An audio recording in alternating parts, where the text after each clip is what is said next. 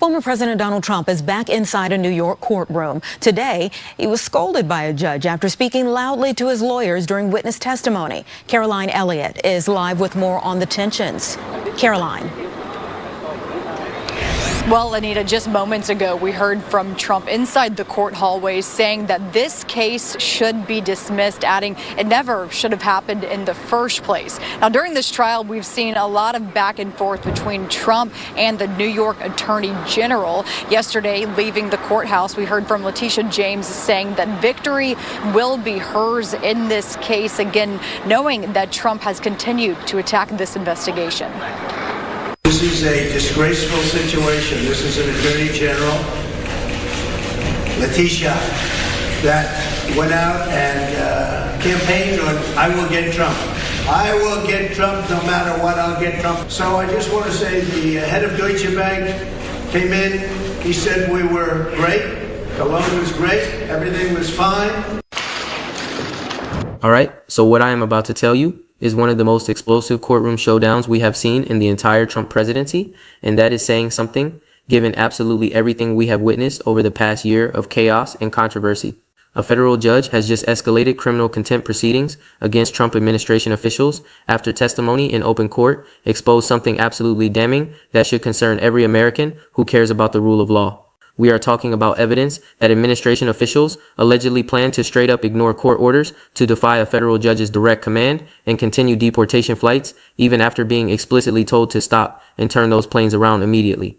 This is not some minor procedural dispute or legal technicality that lawyers argue about in briefs that nobody actually reads. This is a full-blown constitutional crisis unfolding in real time in a federal courtroom with a judge who is clearly fed up with being ignored and disrespected by the executive branch of the United States government.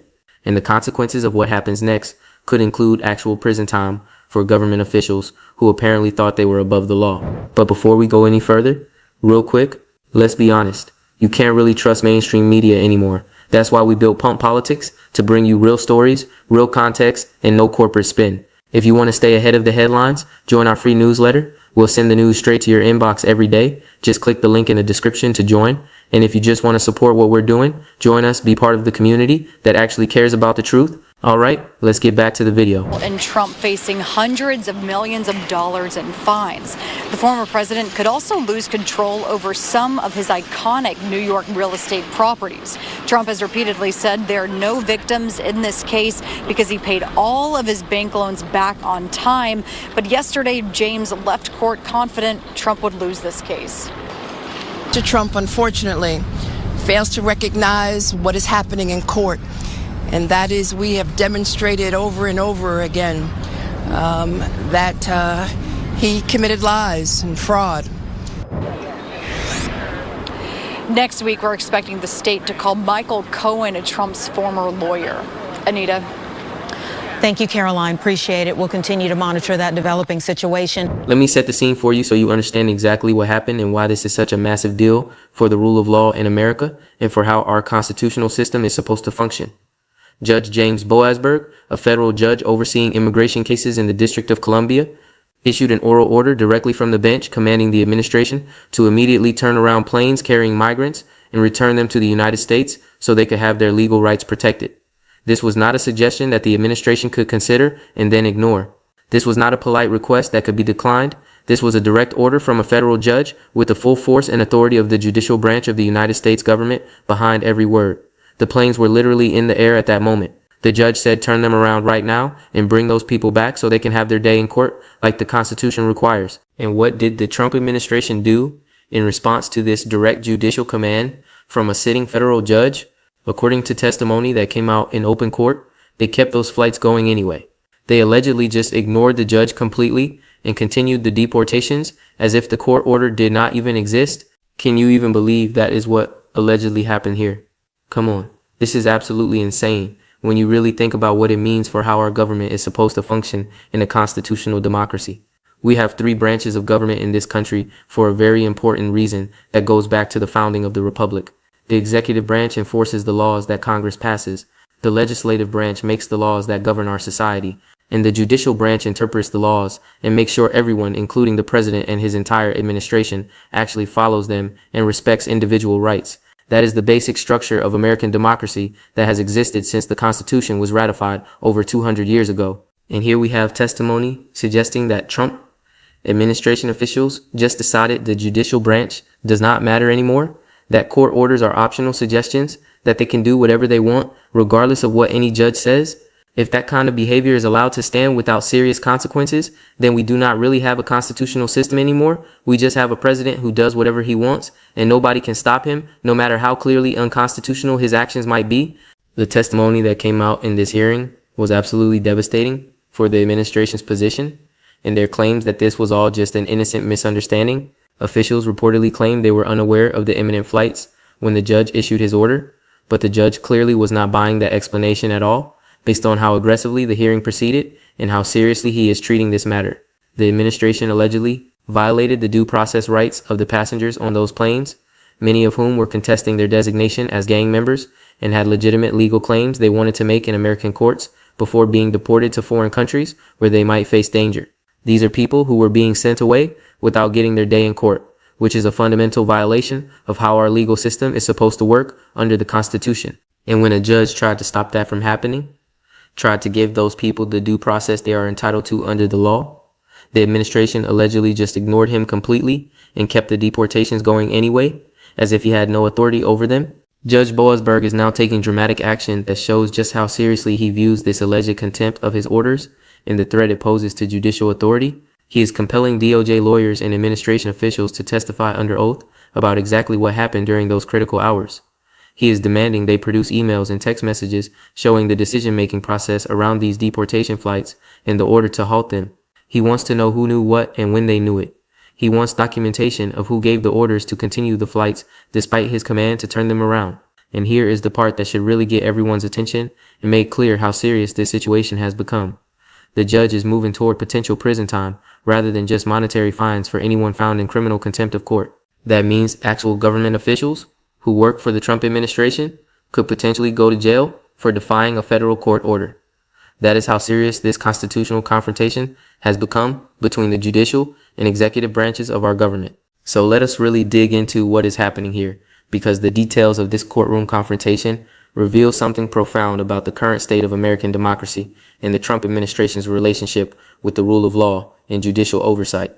This is not an isolated incident that can be explained away as a one-time mistake or some kind of innocent miscommunication between branches of government that got out of hand. This fits a clear pattern we have seen throughout Trump's presidency, a pattern of treating judicial oversight as an obstacle to be overcome or ignored rather than a legitimate check on executive power that exists to protect the constitutional rights of individuals. And what makes this particular situation so explosive and consequential is that we now have testimony and evidence emerging in open court that could lead to actual criminal consequences, including imprisonment for government officials who allegedly defied a direct judicial order. Let me walk you through exactly what happened so you understand the full context of this legal battle and why it matters so much for everyone. The Trump administration has been pursuing an extremely aggressive deportation agenda since day one of the second term, rounding up migrants across the country and putting them on planes to be sent back to their home countries or to third countries that are willing to accept them. This has been happening at a remarkably rapid pace, with little regard for the legal rights of the individuals being deported or the constitutional protections they are entitled to under American law. Many of these people have legitimate claims they want to make in American courts before being removed from the country. Some of them are contesting their designation as gang members, a label the administration has been applying very broadly to justify expedited deportations without proper hearings. Some of them have valid asylum claims that deserve to be heard. Some of them have been in the country for years and have families and jobs and deep roots in American communities. But the administration has been moving so fast in its deportation efforts that these people are not getting their day in court before being put on planes and sent away. That is where Judge Boasberg comes into this story. He was overseeing cases involving some of these migrants, and he determined, after reviewing the evidence, that their due process rights were being violated by the speed and manner of these deportations. The Constitution of the United States guarantees that people cannot be deprived of liberty without due process of law, and being deported to another country against your will is certainly a deprivation of liberty that requires proper legal procedures to be followed. The judge concluded that the administration was not following those procedures and that people were being sent away without adequate opportunity to contest their deportations in court as the law requires. So he issued an order, a direct command from the bench, with the full authority of the federal judiciary behind it, telling the administration to turn the deportation planes around immediately and bring the passengers back to the United States so they could have their cases heard properly. What happened next is what has led to this explosive contempt proceeding that is now making headlines. According to testimony that emerged in court, the administration did not comply with that order at all. The planes kept flying toward their destinations. The deportations continued as planned. People were sent to foreign countries, despite a federal judge explicitly ordering that they be returned to American soil immediately. This is not a situation where there was any ambiguity about what the judge wanted or confusion about the scope of his order. He issued a crystal clear directive from the bench to turn the planes around immediately, and the administration allegedly just ignored him completely and kept doing exactly what they were doing, as if the judicial branch had no authority over their actions whatsoever. The administration officials who testified apparently claimed they were not aware of the imminent flights when the order was issued, suggesting this was some kind of unfortunate timing issue or miscommunication rather than deliberate defiance of the court. But Judge Boasberg clearly found that explanation completely unconvincing based on how aggressively he has escalated these proceedings against the administration. He is not treating this as an innocent misunderstanding that can be resolved with an apology and a promise to do better next time. He is treating this as potential criminal contempt of court, which is an extremely serious charge that can result in actual jail time for those found responsible. The judge is demanding that lawyers and officials testify under oath about exactly what happened and who made what decisions during those critical hours. He is requiring the production of emails and text messages that will show the internal communications around these deportation flights and the court order to halt them. This is exactly the kind of discovery process that terrifies government officials who may have something to hide about their decision making. Once you are under oath in a federal courtroom, and once you have to produce your private communications, you cannot spin or deflect or claim executive privilege nearly as easily as you can in a press conference. The truth tends to come out when people are facing perjury charges for lying, and when their private messages are being reviewed by a federal judge who is already skeptical of their explanations. And based on what has already emerged in testimony so far, there appears to be significant evidence that administration officials knew about the court order and proceeded with the deportations anyway in direct defiance of judicial authority.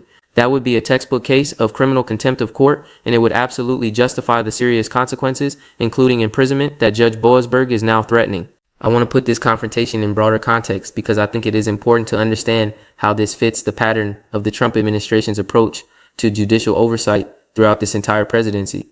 This is not the first time we have seen Trump and his officials treat court orders as mere suggestions rather than binding legal commands that must be obeyed. From the very beginning of his second term, Trump has pushed the boundaries of executive power in ways that have repeatedly put him in direct conflict with the courts. The birthright citizenship executive order that courts have blocked is unconstitutional. The attempts to fire independent agency heads that have been challenged in court. The various immigration enforcement actions that judges have questioned and enjoined. There is a consistent pattern here of the administration doing what it wants first and dealing with the legal consequences later, if at all. But what makes this deportation case fundamentally different from those other conflicts is the directness and immediacy of the alleged defiance of judicial authority. This was not a situation where the administration implemented a policy and then courts later found problems with it after reviewing the legal arguments. This was a situation where a judge issued a real-time order to stop specific planes from completing their flights while those planes were in the air, and the administration allegedly ignored that order while it was being issued and continued the deportations anyway. That is a level of contempt for judicial authority that goes beyond anything we have seen before in modern American history, and it raises fundamental questions about whether this administration believes the courts have any legitimate role in checking executive power, or whether they view judicial oversight as just another obstacle to be bulldozed through on the way to implementing their agenda. The due process issues underlying this case are also critically important and should not be lost in the drama of the contempt proceedings themselves. The people on those planes had legal rights that were allegedly being violated by the government. Many of them were contesting their designation as gang members, a label that carries serious consequences and that the administration has been applying with questionable evidence in many cases. These people had a constitutional right to make their case in an American court before being shipped off to foreign countries. That is not some minor technicality or procedural nicety that can be ignored when inconvenient. That is a fundamental constitutional protection that applies to everyone in the United States, regardless of their immigration status or where they came from. When the administration rushes to deport people without giving them their day in court and then ignores a judge who tries to pause that process, they are violating basic principles of American justice that are supposed to apply to everyone equally. Alright, so let us break this down into what we know for certain and what it means going forward, because this story is going to have major implications for the balance of power between the executive and judicial branches for the remainder of Trump's presidency and beyond. Fact number 1, Judge James Boasberg issued an oral order from the bench commanding the Trump administration to immediately turn around deportation planes and return the migrants to the United States so they could have their due process rights protected in court as required by the Constitution. This was a direct judicial command issued in real time to stop specific government action that the judge believed was violating the constitutional rights of the individuals on those planes. Fact number 2, according to testimony that has emerged in court proceedings, the administration did not comply with that order. The flights allegedly continued despite the judge's clear directive to turn them around. Officials claimed they were unaware of the imminent flights, but the judge has clearly found that explanation insufficient given how aggressively he is pursuing contempt proceedings. Fact number 3, Judge Boasberg has escalated this matter to criminal contempt proceedings, which carry the possibility of actual prison time rather than just monetary fines for those found responsible. He is compelling DOJ lawyers and administration officials to testify under oath about exactly what happened and who made what decisions regarding these deportation flights. He is demanding the production of emails and text messages showing the internal communications and decision-making process. This is not a slap on the wrist situation. The judge is treating this as a serious potential crime that warrants serious consequences. Fact number 4, the underlying dispute involves due process violations affecting migrants who were being deported without adequate opportunity to contest their cases in court. Many of these individuals were challenging their designation as gang members and had legitimate legal claims they wanted to make before being sent to foreign countries where they might face danger. The judge was trying to protect their constitutional rights when he issued the order that was allegedly ignored by the administration. Now let me explain why this matters so much beyond just the specifics of one immigration case and one contempt proceeding in one federal courtroom. This situation strikes at the very heart of how American government is supposed to function and whether the rule of law means anything when the executive branch decides to simply ignore it. We have a constitutional system built on checks and balances between 3 co-equal branches of government for very good reasons. The courts exist precisely to check executive power, to make sure the president and his administration follow the law and respect individual rights. When the executive branch can simply ignore court orders with impunity and face no consequences, that entire system of checks and balances breaks down completely. We would no longer have a government of laws. We would have a government of men where the president does whatever he wants and nobody can effectively stop him. The precedent that would be set if this contempt goes unpunished is genuinely frightening to contemplate for anyone who cares about constitutional government. If administration officials can defy a direct judicial order, continue deportation flights despite a judge commanding them to stop immediately and face no meaningful consequences, then what court order can ever be enforced against this administration? What stops them from ignoring the next ruling they do not like? What stops them from treating every judicial decision as merely advisory rather than legally binding? The logical endpoint of that path is the complete breakdown of constitutional government and the emergence of executive tyranny, where the president's word is the only law that matters. That might sound dramatic, but when you have officials allegedly ignoring direct court orders and facing potential prison time as a result, we are already in dramatic territory. The connections to broader patterns in this administration are also worth noting and understanding in full context. This is not an isolated incident that happened by accident. Trump has repeatedly shown contempt for judicial oversight throughout his political career and his presidency. He attacks judges personally when they rule against him. He questions the legitimacy of courts that do not give him what he wants. He has suggested that the Supreme Court should protect him because he appointed justices to the bench. There is a consistent worldview here that treats the judiciary as either a tool to be used when convenient or an obstacle to be overcome when inconvenient, but never as a legitimate equal branch of government with the authority to check executive power. The outcome of this contempt proceeding will send an important signal about whether the courts still have the power to enforce their orders against the defiant executive branch. If Judge Boasberg follows through and actually holds officials in criminal contempt, if people face real consequences like jail time for ignoring his order, that will demonstrate that judicial authority still means something even in the Trump era. But if the administration is able to escape meaningful consequences through legal maneuvering or executive interference, that will send a very different signal about the state of American democracy. Looking forward, there are several things we need to watch closely as this situation develops. First is the testimony and evidence that will emerge as Judge Boasberg compels officials to appear under oath and produce their communications. What exactly do those emails and text messages show about who knew what and when they knew it? Were there explicit discussions about ignoring the court order? Was there a conscious decision made to defy the judge? The answers to those questions will determine whether this was criminal contempt or something that can be explained away as miscommunication. Second is how the Trump administration responds to this escalating legal confrontation with the judicial branch. Will they cooperate with the contempt proceedings, or will they resist and obstruct? Will Trump attack Judge Boasberg personally the way he has attacked other judges? Will there be attempts to interfere with the proceedings through executive action? Third is what consequences ultimately result from this contempt proceeding. Will officials actually face prison time? Will there be meaningful accountability? Or will this end up being another situation where the administration escapes consequences through delay? Here's what I want you to take away from all of this. What allegedly happened in this deportation case is not normal.